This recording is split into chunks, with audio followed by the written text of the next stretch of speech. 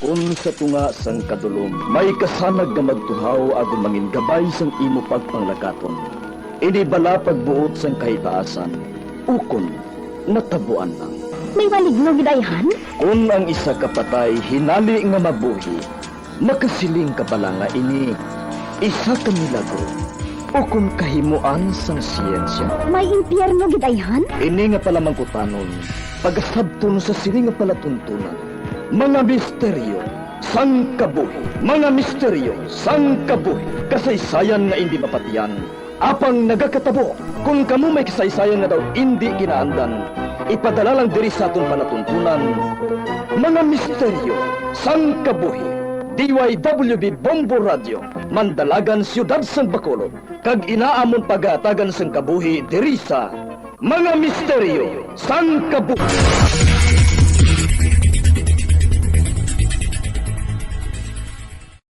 Help is available. Pinaagi sa pag-istorya, paghatag sang suporta, kag direkta nga bulig sa nagakinahanglan, mahimo mo gid nga mapunggan ang suicide kag makasalbar sang kabuhi.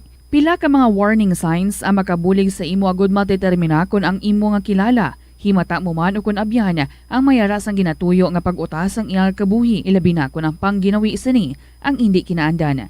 Santo sa World Health Organization, ang suicide ang fourth leading cause of death sa mga kabataan na gaedad 15 to 19 anyos. Kung ikaw o kung may kilala nga nagasuprer sa depresyon, mahimo nga mag-contact sa National Center for Mental Health Crisis Hotline sa numero 0966 351 4512.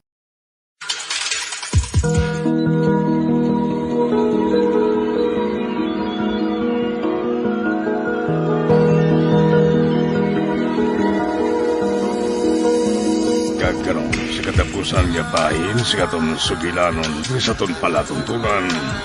Mga misteryo sang kabuhi.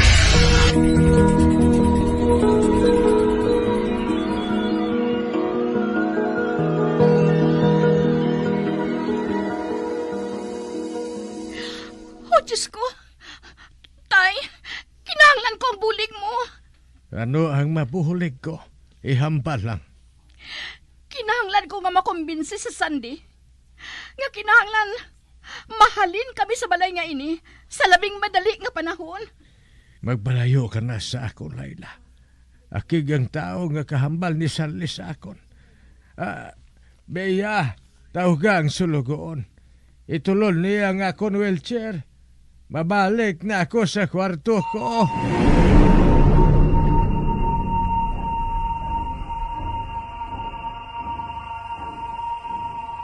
Kinahanglan, masugilanan ko si Sandy kung makaabot na kami sa balay. Kinahanglan, mahangpanyag ang batunon nga may laing espiritu nga nagapakita sa amon anak. Kagkaupod namon ini sa balay.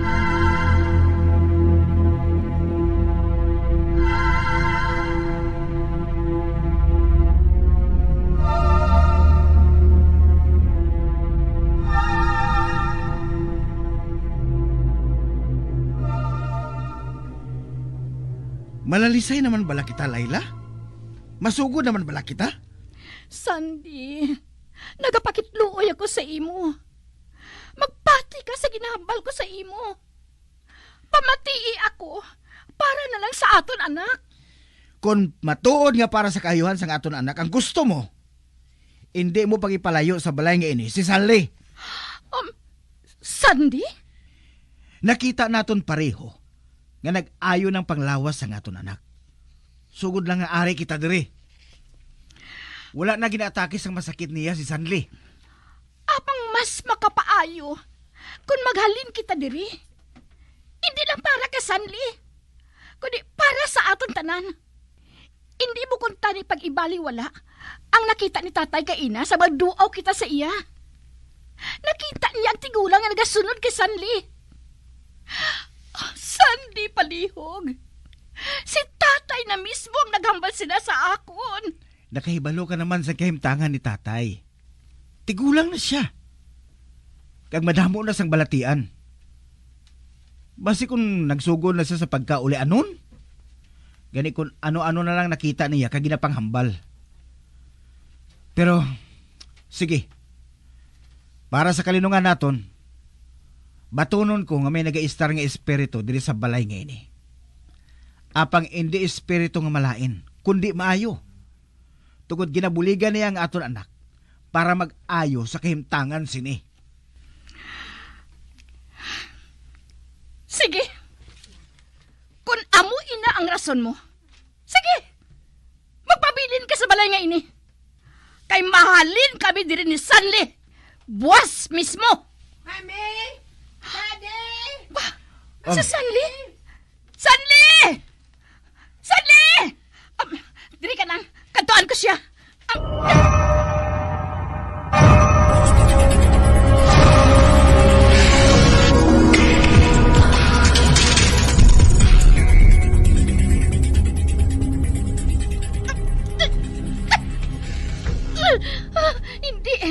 Hindi ko mabuksan ang pertahan. Layla! Sandy! Hindi ko mabuksan ang pertahan. Ba, Si Sanli! animal. Pahigat, Layla. Kay sipaon ko yung pertahan.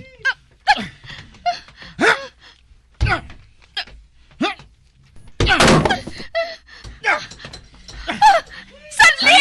Anak! Oh, Diyos ko! Ang yakama! Nagalupad sa Irene! Buligan ko siya! Ba! Sanli! Anong natabo? Daw sa may pirsa nga nagapugong sa akon. Agod hindi ako makapalapit kay Sanli. Oh, Diyos ko! Sanli! Ang kama! Nagatiyog sa amat-amat! Sanli! Sanli! Mag-ibo ka sa paagi! Puligan natin si Sanli! Ba! Naguntan ta sa pagtiyog ang kama. Hindi! Nagapadulong sa portahan. Sagwa sa kwarto ngayon eh. Sanli! Anak! Hindi! May kung ano nga pirsa nga nagapugong sa akon. Ako hindi makapalapit kay Sanli. Amo man ako! Kagang kama. Dito nagpadulong sa likod ni Sadeen. Namtangan ang abandonado nga kusina. Sanli, dali ka! Sundo natin ang kama! Dali ka! Tinguhan naton niya makapakigbat sa pirsa nga nagapugong sa aton. Piliton naton nga makalin sa aton kinatintugan.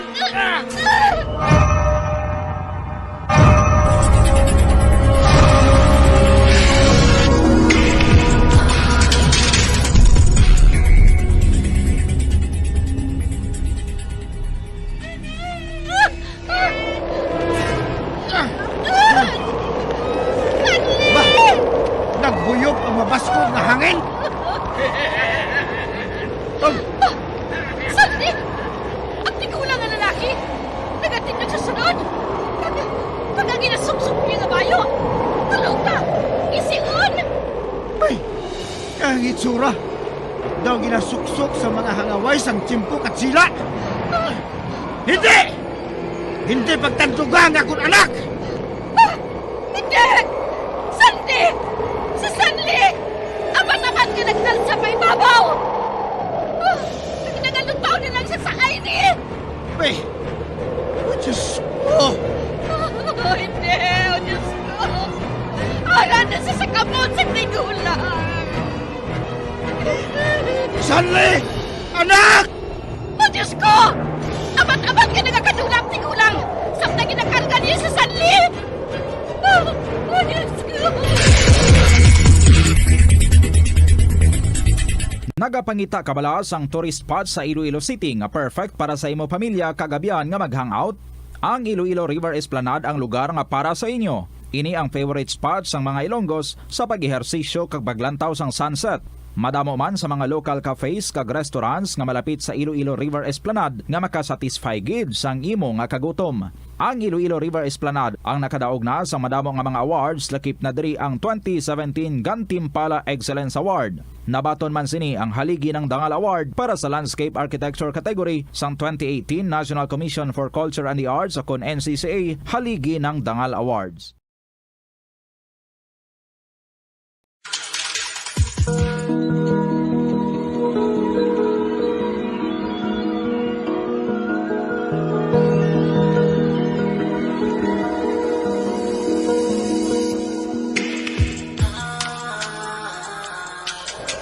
Sa ngalan ni Jesus, nga makagagawong sa tanan, buhi ang amon anak!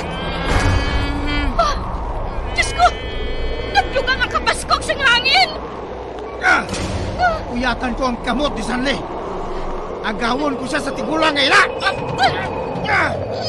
Diyos ko, Sanli! Diyos ko! Hindi man kami pagpabahi. Luwas man ang amon anak sa kamot sang panulay! Ara! Nalambot ko na si Sanli. Diyos ko! Itugot mo nga babawi ang akong anak! Sanli! Amat-amat ka naghinay ang huyop sa hangin! Anak, kali ka! Magupod ka sa akon! Sanli! Anak! Mag-uyat ka kay daddy mo!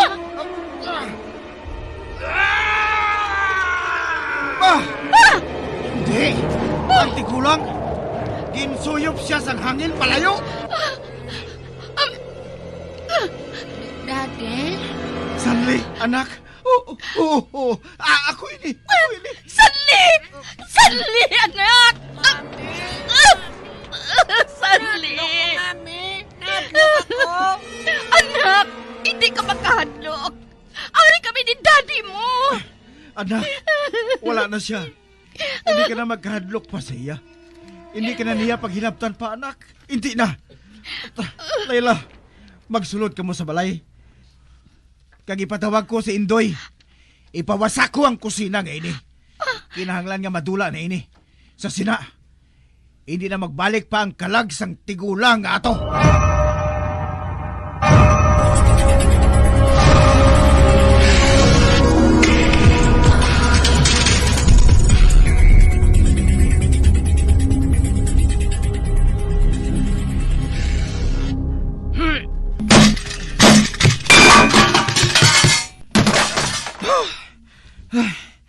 Nawasakit man ba? Salamat sa bulig mo, Indoy. Ay, amo galining rason.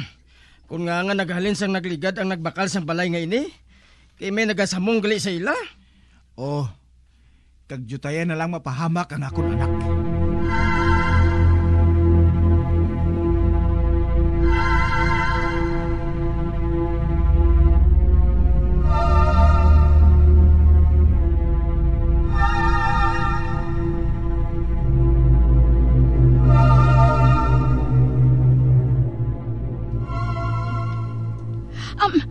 Ha?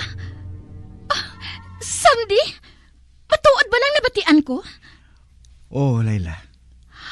Amoy ng desisyon ko. Ibaligyan na lang nato ng propidad ngayon eh. Para mapanas ng malain ni eksperyensya ni Sanli sa dog ngayon eh. Kag ilubong na lang sa limot ang tanan. Oh, salamat! Madamo gid nga salamat! Kag sa hitabo ngayon eh, isa lang ang natunan ko. Oh, ano ina?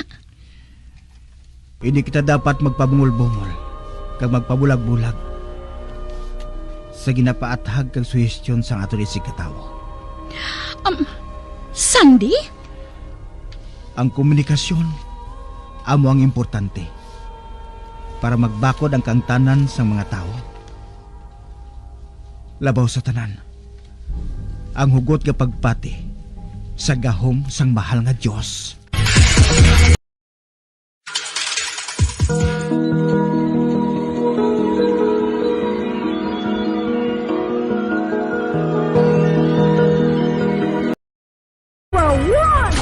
Bombo Radio Philippines. Patuloy na #1 sa drama. Fast Paradyo! Bombo!